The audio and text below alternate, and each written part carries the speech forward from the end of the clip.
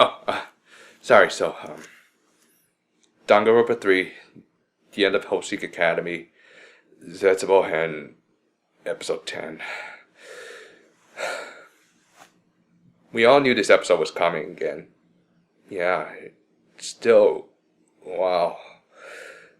It was painfully obvious that she was going to be the one who would set everyone off into becoming remnant of despair and all that, but still.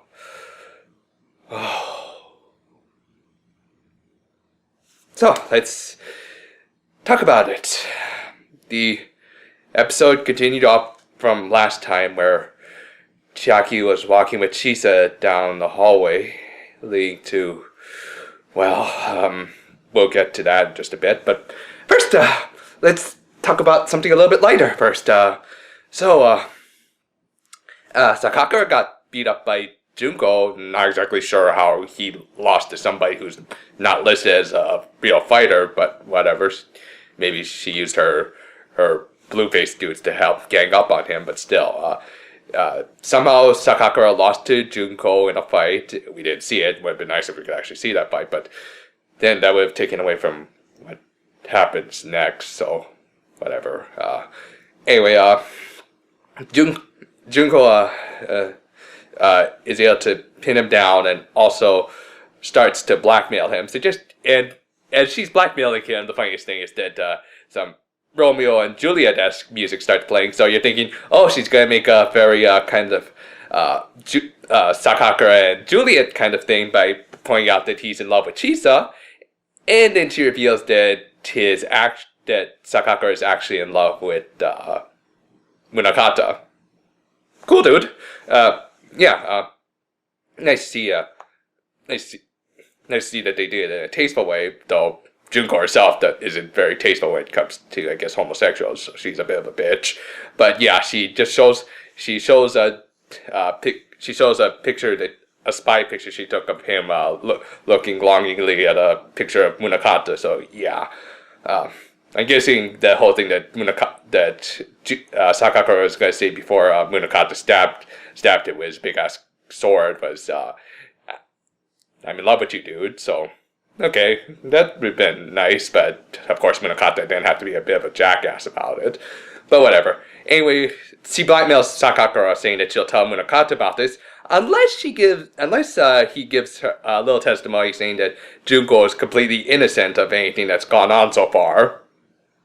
Pretty sure there's a lot of evidence that would point to Junko being kind of more than a little bit responsible for all the crap that's gone on so far, but I guess the testimony of an ultimate boxer counts for a lot these days.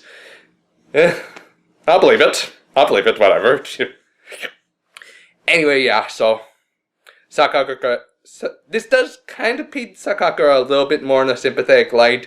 Again, I'm not completely convinced that his testimony alone should have gotten Junko off the hook, and also it doesn't excuse the fact that he's been a bit of a jerk-off to a lot of people, including some other people. I think in spin-off manga, he's also a bit of a jerk-off to some of his subordinates, so yeah, it kind of explains why he's a bit of a hard-ass, but doesn't completely excuse it in my opinion, but whatever. But still, Sakakura is not the most important thing in this episode. The big thing that happens in this episode is Chiaki and the rest of the class 77 all go down a hallway. I'm guessing on opposite sides of the same building, and both sides have red doors in front of them that lead into familiar looking elevators. The class 77 go to an elevator that leads. The class 77 enter the elevator going down to a familiar looking courtroom with a familiar looking plushie in the middle of it. I'm guessing it's not a robot. It was just lying there the whole time. It even had the big little exposed cute little belly button right here. So it's probably just a prototype for what Monica was going to build later for Junko. But yeah, then came Chisa's betrayal as she pushed Chiaki into the elevator. And then Chiaki rode the elevator down alone, and a little video played of Junko saying that her despair video was still in its prototype stage, because it was still missing something. And of course, the thing that was missing was the death of one ultimate gamer. Some familiar looking music and Virtual Boy graphics start playing, and oh boy. To Chiaki's credit, she actually did survive for a while in her little maze execution, but wow, it was hard to watch. I'm not sure how much I'm going to show right here, but man, holy, just go watch it for yourself. I mean, Jesus.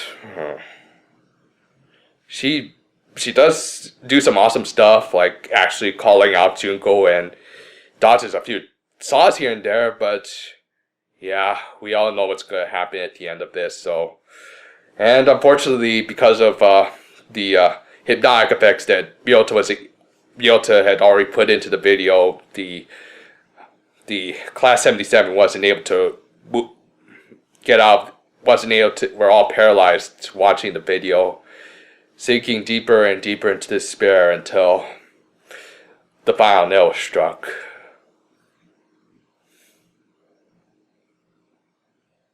The ultimate gamer saw her final game over. Boy. It's a very powerful scene, to say the least, and wow, it's probably been one of the most effective deaths in this entire anime so far. And yeah, in her final moments, Chiaki was able to at least see Izuru one last time, and while Izuru didn't seem to remember at first, after picking up her little hairpin, tears were shed by both Izuru and the audience. So, yeah. Thankfully, I think Izuru, because of this, Izuru probably knew what was going to happen at the end of Danganronpa 2, hence why he put his own recreation of Hajime into against an AI Junko to finally end it all. But yeah, wow. So, speaking seriously for a moment, while I've had my problems with Danganronpa 3 and all that, have some ups and downs here and there, this was definitely the high point. It's an episode that makes you feel something. It doesn't feel cheap like some of the other deaths that we've had in the series, in this season. It's genuinely effective, and wow. Go watch it for yourself. I don't know how long Funimation's going to take with it. I hope they get it up quick enough, but oh boy. So, yeah, I'll see you guys next week for Danganronpa 3 Miyai-hen, whatever. It's not going to be able to top this, I think, but still going to watch it, so yeah. Bear for now, my friends, and all that.